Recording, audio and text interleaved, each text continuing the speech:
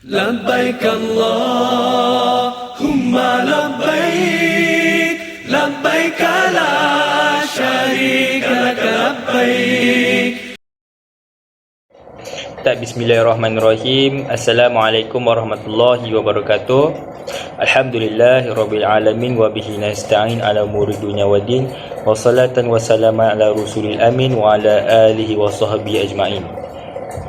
Yang dihormati Dr. Husni selaku pensyarah aplikasi Fi Ibadat Kumpulan 3 dan rakan-rakan yang kami sayangi sekalian. Saya Aiman Ashraf bin Khairul Anwar bersama Muhammad Mirza bin Zarin ingin membentangkan berkenaan dengan rukun haji dan umrah. Sebelum kita pergi lebih jauh berkenaan dengan rukun haji dan umrah ini, saya akan menerangkan terlebih dahulu berkaitan dengan pembahagiannya. Baik, yanqasimu arkanul haji wal umrah ila arba'ati arkani. Al-awwal al-ihram, al-thani at-tawaf, al-thalith as-sa'i, al-rabi' al-wuquf bi Arafah. Okey.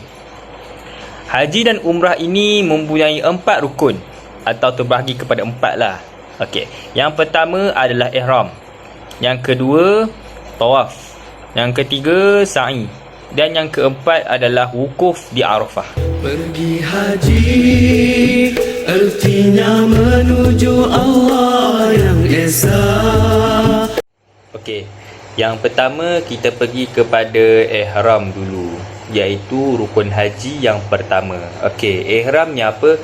Ihram ni dia adalah satu keadaan yang ada pada orang yang sedang mengerjakan haji ataupun umrah, bermula pada ketika berniat untuk mengerjakannya dan berakhir pada ketika tahallul.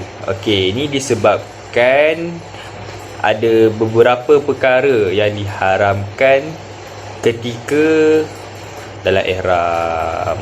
Okey. Sebelum seorang tu dia berniat ihram, sama ada untuk mengerjakan haji atau umrah di miqat makani, maka seseorang itu perlu untuk memakai ihram terlebih dahulu. Okey, siapa yang dah berihram dan dah berniat demikian, maka haram baginya untuk melakukan beberapa perkara yang diharuskan sebelumnya. Okey, kita masuk kepada pakaian ihram. Baik, untuk lelaki pakaiannya adalah seperti 2 helai kain lepas, iaitu tak dijahit dan tak dicantum dan berwarna putih. Tapi kalau nak warna apa-apa pun boleh. Baik, apa yang saya boleh cakap dekat sini, warna putih tu lebih afdal lah. Okey. Sehelai dipakai sebelah bawah untuk tutup aurat, iaitu antara pusat hingga ke lutut, dan sehelai lagi dijadikan selendang.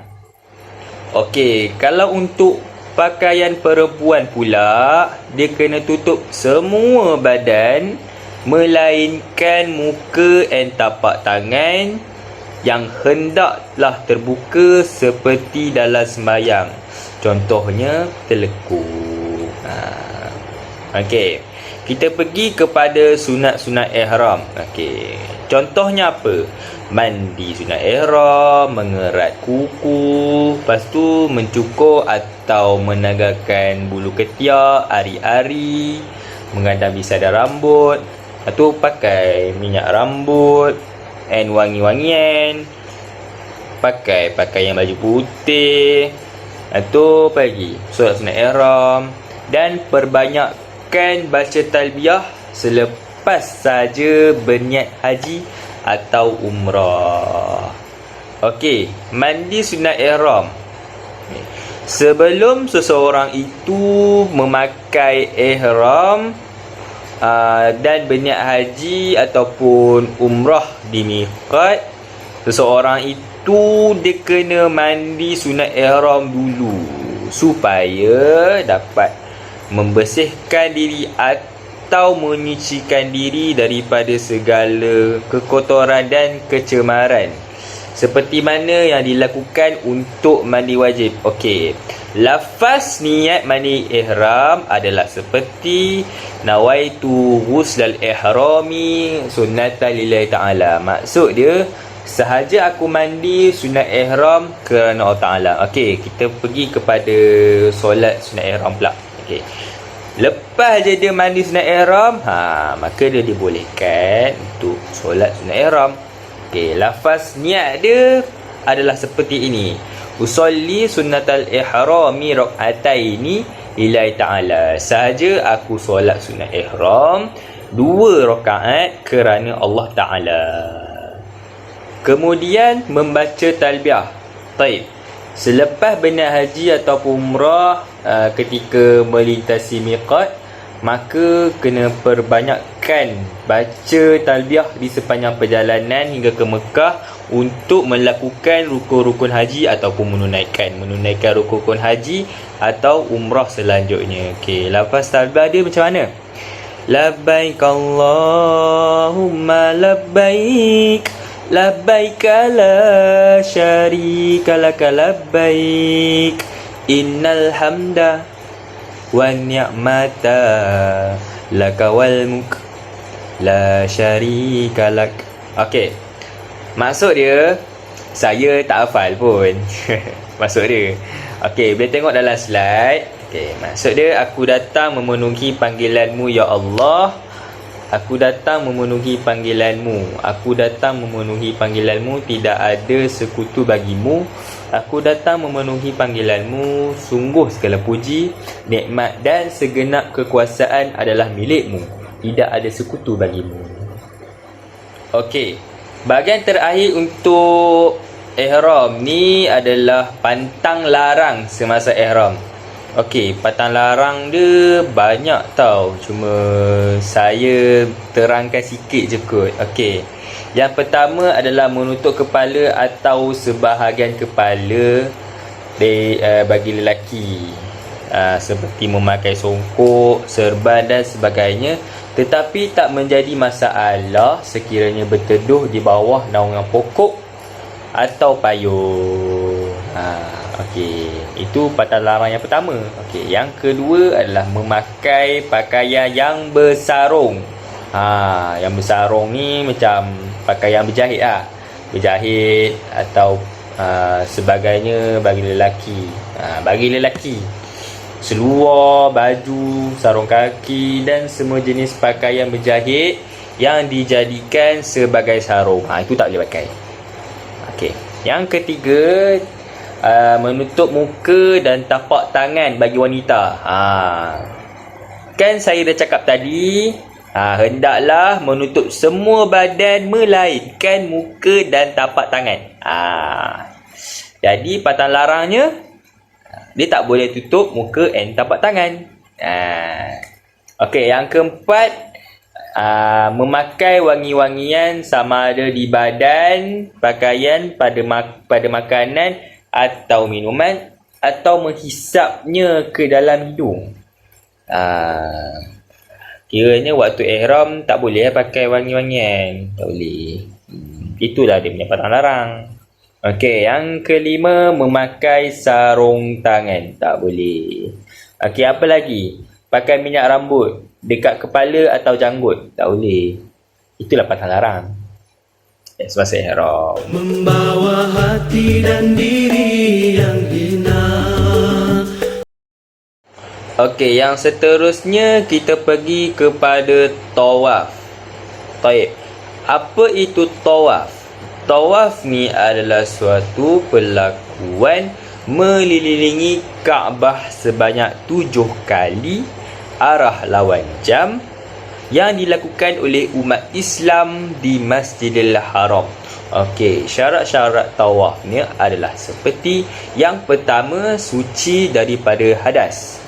Tak kiralah hadas kecil ke hadas besar ke, dia kena suci daripada hadas. Okey, yang kedua, suci daripada najis pada badan dan pakaian.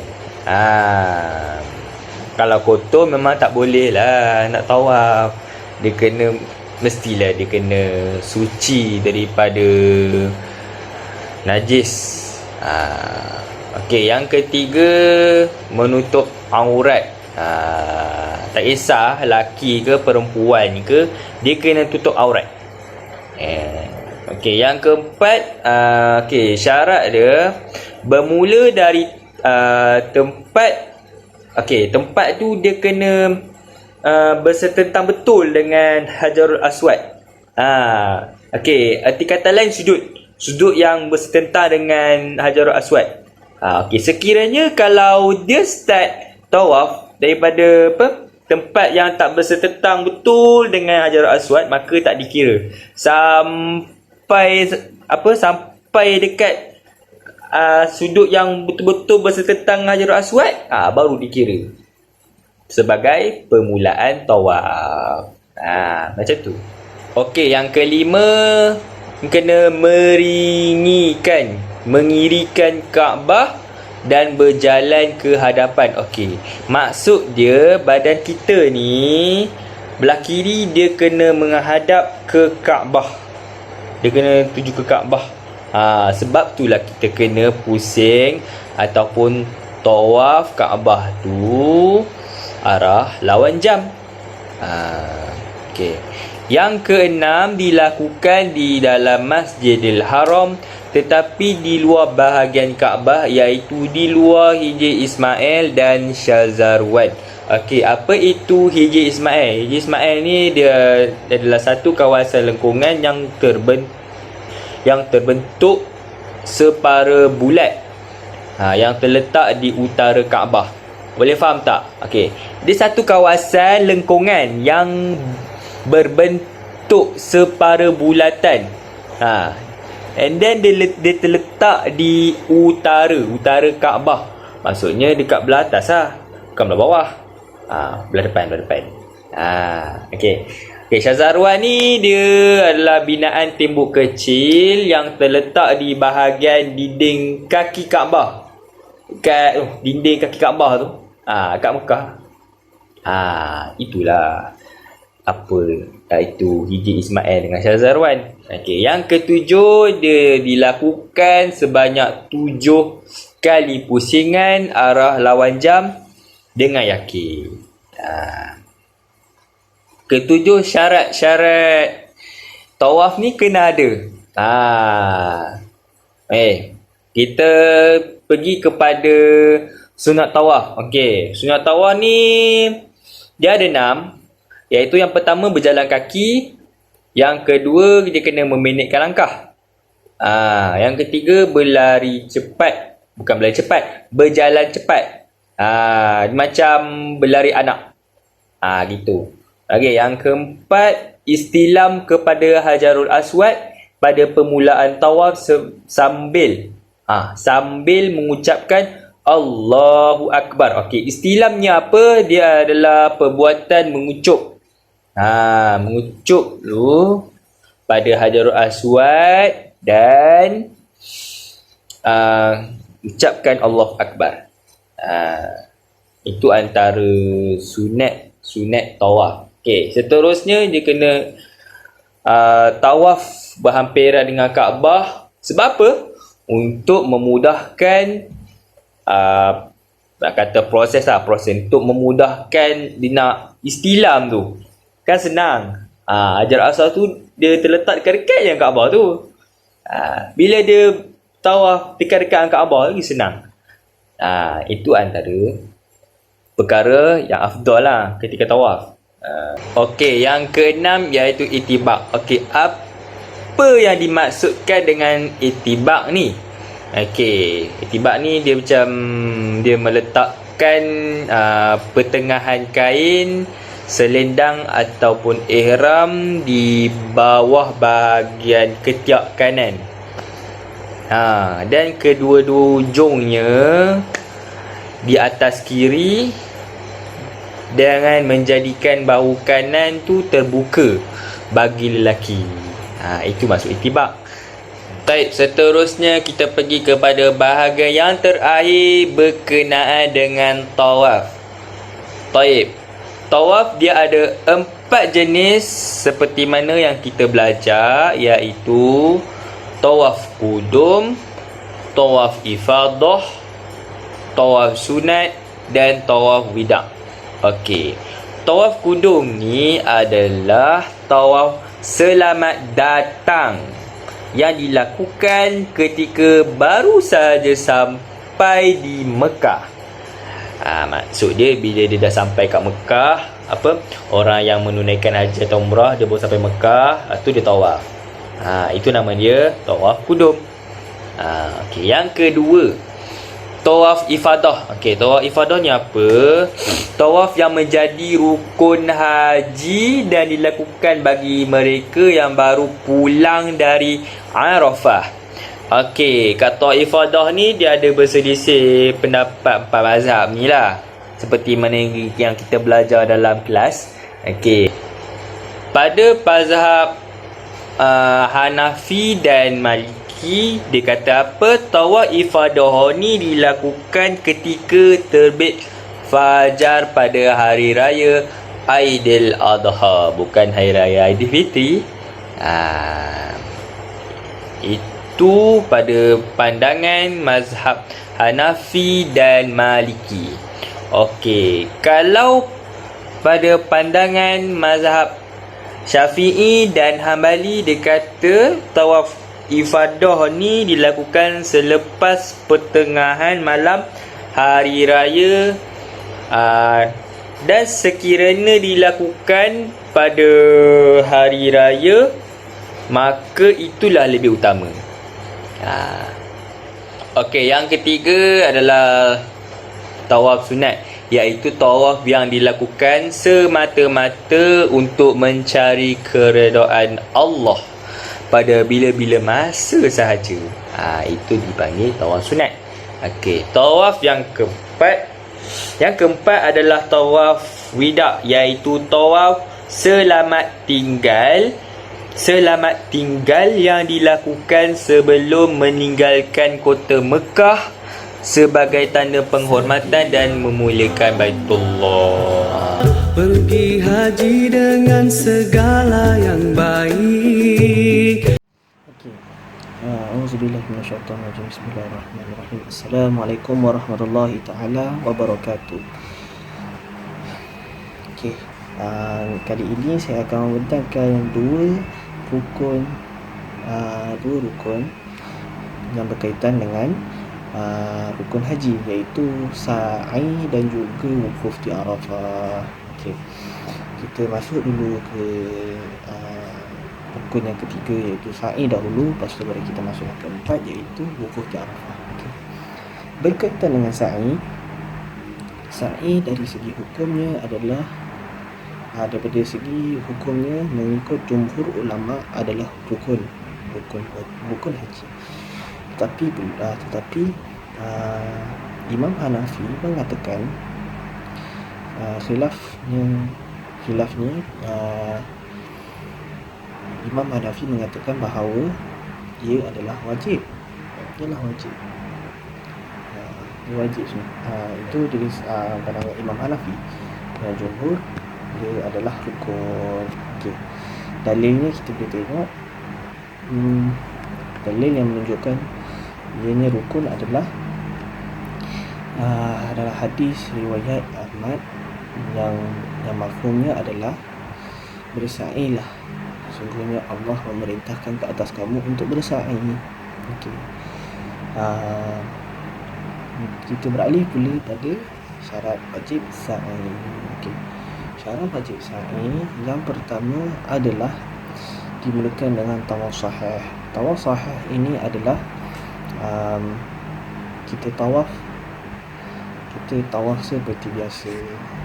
Kita tawaf mengikut rukun tawaf. Maksudnya ada kita ada dia punya cara-cara dia.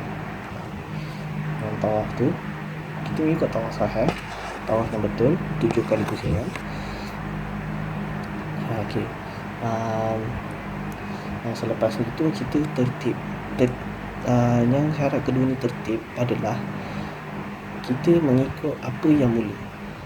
Sa'i bermula daripada Bukit Safa dan berakhir di Bukit Marwah.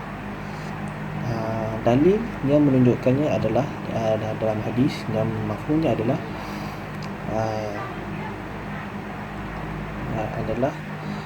mulakanlah dengan apa yang Allah mulakan padanya. Dan ada sokongan, ada penerangan bagi hadis ini adalah di dalam surah Al-Baqarah ayat 158. Ayat 158.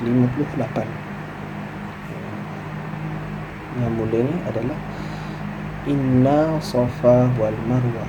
Jadi Allah memulakan ayat dengan Safa. Maksudnya kita bermula. Jadi itulah yang dimaksudkan. Kita bermula daripada Bukit Safa dan berakhir di Bukit Marwah. Itu adalah bukti yang menandakan kita kena mula di Safa dan berakhir di Marwah. Okey, seterusnya kita masuk pula ke syarat yang ketiga, iaitu ia mempunyai tujuh bahagian. Jadi 7 bahagian lah. Dan kita 7 kali.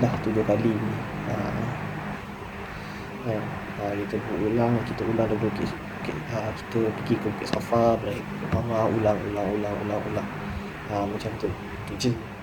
Seterusnya kita memahami lah, kita kena simpan lah, kita kena tahulah jaraknya. Kalau kita tak boleh nak tipu-tipu, kita kena dah sampai, kita daripada Bukit Safa ke Bukit Marwah kan.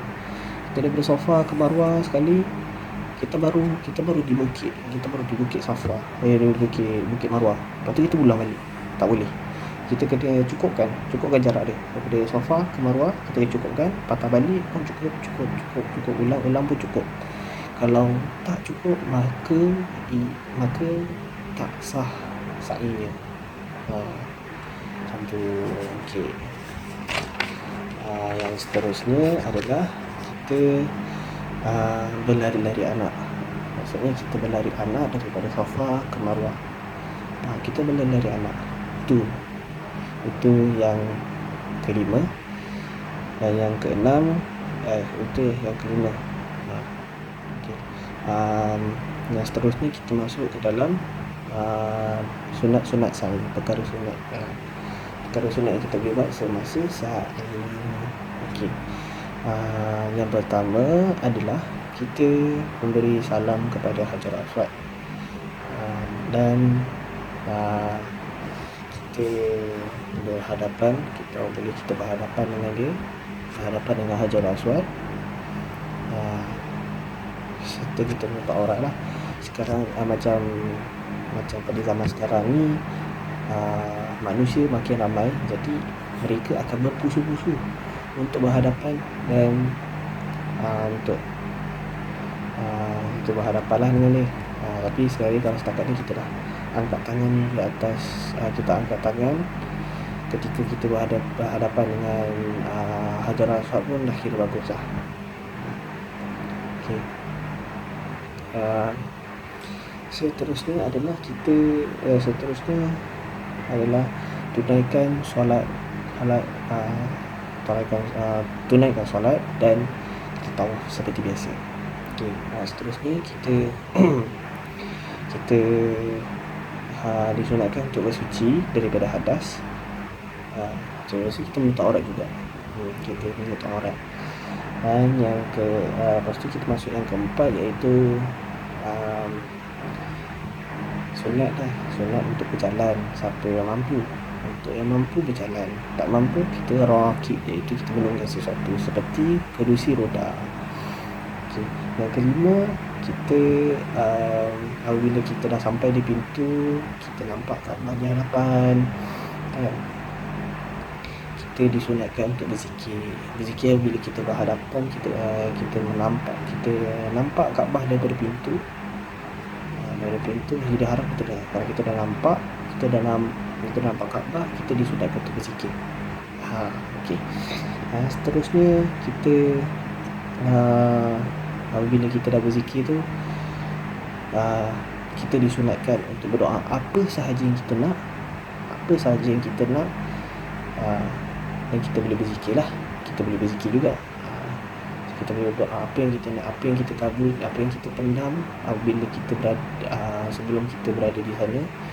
Dan kita boleh, sebab kita ada apa yang niat yang kita hajatkan, yang kita bawa ke sana, boleh kita luahkan. Kita luahkan, kita doa lah apa-apa je yang kita nak.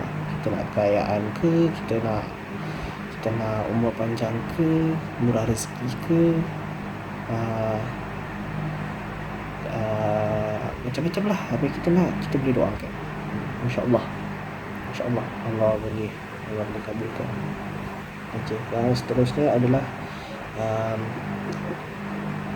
ni pada pendapat Imam Nawawi mengatakan lebih baik kita mencari, kita pastikan, kita perhatikan ada tak ruang, kita pastikan ruang, ada tak ruang yang sesuai untuk kita beribadat. Semasa kita buat sa'i ni, kita tengok ada ruang tak untuk kita sa'i dan tawaf. Kita tengok ada, kita pastikan kena ada ruang yang sesuai untuk kita selesa beribadat. Okey, itulah dia. Jadi kita nak beransur kepada hukum mengakhirkan sa'i daripada waktu asalnya. Maksudnya kita akhirkan sa'i tu. Maksud kita akhirkan sa'i tu dengan kita akhirkanlah sa'i tu. Maksud kita buatkan rukun tu last. Okey. Kita boleh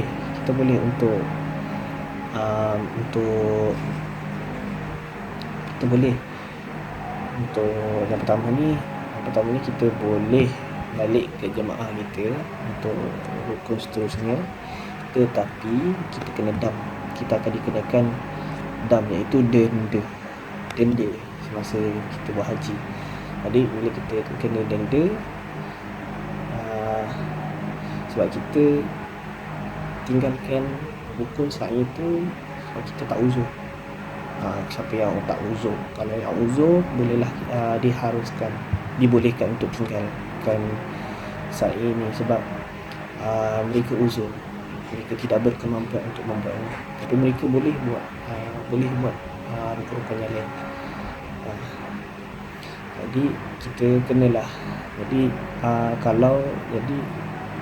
kalau nak kita hilangkan dam tu, kita kena berihram baliklah. Kita buat ihram baru, kita niat ihram baru, kita mandi baru, kita reset rukun,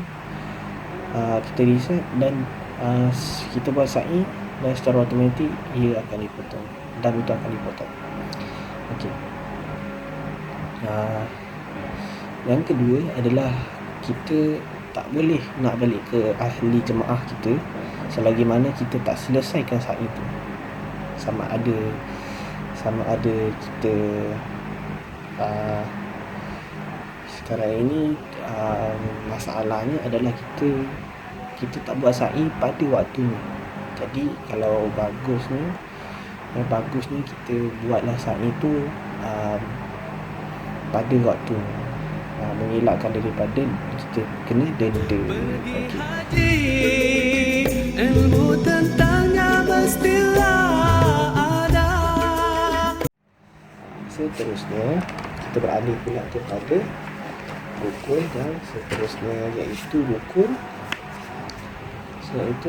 wukuf di Arafah. Okay, wukuf di Arafah ni panjang sikit dia punya penerangan dia. Jadi kita akan ringkaskan sedikit, tapi insya-Allah ia akan memberi penerangan yang menyeluruh. Okey. Yang pertama adalah wukuf di Arafah ini. Kita tengok pada hukum dia dulu. Kita tengok rukun dia. Kalau rukun dia astagfirullahalazim. Hukum dia adalah ikut sepakat ialah rukun daripada haji juga. Dalil dari hadis riwayat Tirmizi dan Abu Daud yang lafaznya adalah Al-Hajjul Arafah. Kita berhajilah di Arafah. Okey, sekarang ini kita akan masuk ke rukun seterusnya, iaitu wukuf di Arafah. Okey, wukuf Arafah ini ikut sepakat ulama, dia adalah rukun asli daripada rukun haji. Jadi dalilnya adalah Hajju Arafah. Ini hadis riwayat Tirmizi dan Abu Daud. Okey, seterusnya adalah kita tengok pula pada mazhab Syafi'i. Imam Syafi'i rahimahullah ta'ala anhu, dia mengatakan bahawa yang kita berwukuf ni pada waktu malam kita boleh sunat lah. Sebenarnya kalau kita nak sunat lah, sunatkan dam kepada okey. Kita tengoklah kadar di Arafah. Kita tengok kadar-kadar yang boleh di Arafah adalah sepakat ulama adalah kita boleh berwukuf di sekitar tanah Arafah. Itu adalah kadar yang dibolehkan untuk kita berwukuf. Ini ikut sepakat ulama. Tapi ada juga khilaf yang ada khilaf, iaitu Imam Maliki mengatakan bahawa kita boleh cari tanah yang kita bangun dan duduk antara dua sujud. Maksudnya kita boleh beribadat lah. So kita selesa, kita cari tempat yang selesa. Kita cari tempat yang selesa kan. Tak macam mana kita nak beribadat, sebab kat sana pun kita nak beribadat juga. Okey, terusnya kita tengok pula pada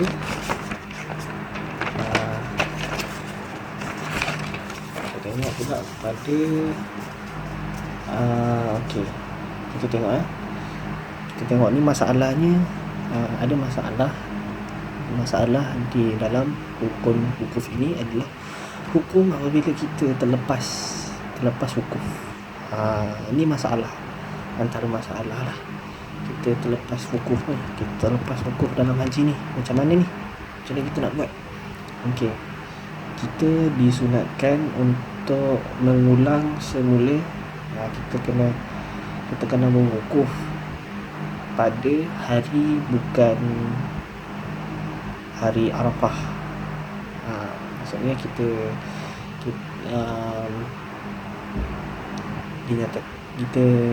perlu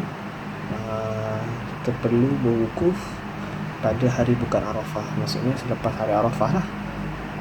Sama ada sebelum atau selepas hari Arafah. Contohnya kalau kita wukuf, kalau kita ada tersalah dalam haji, tersalah ketika haji tu, jadi kita boleh berwukuf pada ini kalau kita awalkan. Jadi kita kena awalkan ini situasi yang pertama, kita diawalkan. Kita boleh berwukuf pada 8 Zulhijjah. Kita boleh berwukuf pada 8 Zulhijjah. Kita disunatkan lah untuk buatnya. Jadi kalau kita ada buat salah pada akhir rukun tersebut, pada akhir kita buat macam kita mengakhirkan lah, kita kena berwukuf pada 11 hari bulan. Kita kena berwukuf pada 11 Zulhijjah. Okey. Seterusnya tengok sunat ketika wukuf. Sunat dan adab ketika wukuf.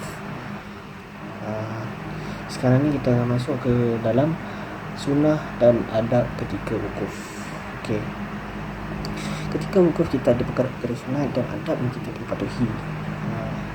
Ada adab lah, ada adab-adabnya. Setiap benda mesti ada adab. Begitu juga ketika kita wukuf, ada juga adabnya dan perkara-perkara sunat yang kita buat. Yang pertama adalah kita mandi. Kita disunatkan untuk mandi. Yang kedua, kita tidak dibenarkan masuk ke dalam Arafah sekali kecuali selepas tergelincir matahari, dan kita dan dua waktu solat. Okey, yang ketiga, kita kena berhimpun. Dan nanti akan ada imam, imam akan berkhutbah kepada kita, akan berucap di depan kita lah. Kita kena dengarlah khutbah tersebut. Dan yang keempat adalah kita mempercepatkan wukuf. Kita kena cepatkan wukuf. Lah. Sunat kita mempercepatkan wukuf. Jadi yang kelima adalah afdal untuk kita wukuf di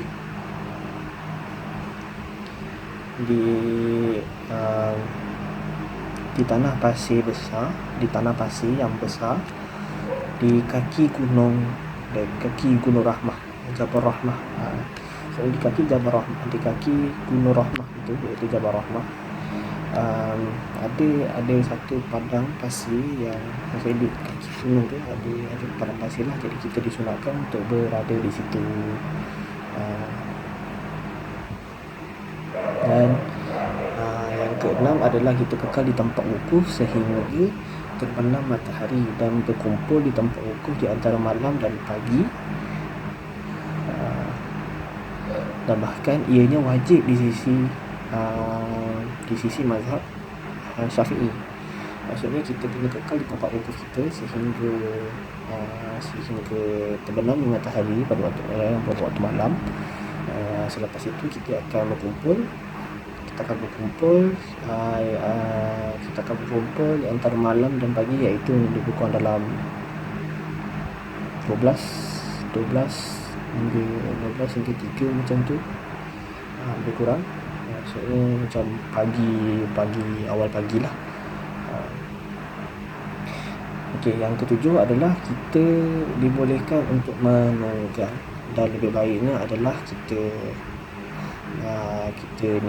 lebih baiknya kita berjalan lah.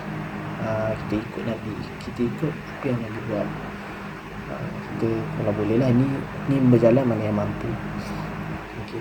Dan itu ke-8 kita menghadap kiblat ketika bersuci dan menutup aurat serta niat wukuf. Dan ke-9, dia ada 14 ya. 9 adalah afdal kita berpanas ketika wukuf. Maksudnya kita tak ada bumbung, kita tak ada perlindungan langsung. Disunatkan lah. Okey, dan seterusnya ke-10 kita bersarapan. Maksudnya adalah sarapan kita pada waktu pagi tu. Yang ke-11 adalah hati bersedia dengan rukun seterusnya. Kita berharap. Okey. Yang ke-12 adalah berelakkan daripada berkata buruk. Yang ke-13 adalah tingkatkan amalan baik di hari Arafah. Tingkatkan amalan kita. Dan yang terakhir adalah memperbanyakkan doa dan tahlil serta membaca Quran dan istighfar. Jadi itulah saja. Itu saja. Wabillahi taufiq wal hidayah. Assalamualaikum warahmatullahi wabarakatuh. Oh Allah, I am waiting for the call. Sekian sahaja pembintangan daripada kami. Yang baik itu datang daripada Allah, yang buruk datang daripada diri sendiri. Kami meminta maaf sekiranya kami terkasar bahasa dan membuatkan kalian semua pening dengan apa yang kami bentangkan ini. Sebarang soalan boleh diajukan selepas sahaja pembintangan kami ini. Itu sahaja. Wabillahi taufiq wal hidayah. Wassalamualaikum warahmatullahi wabarakatuh.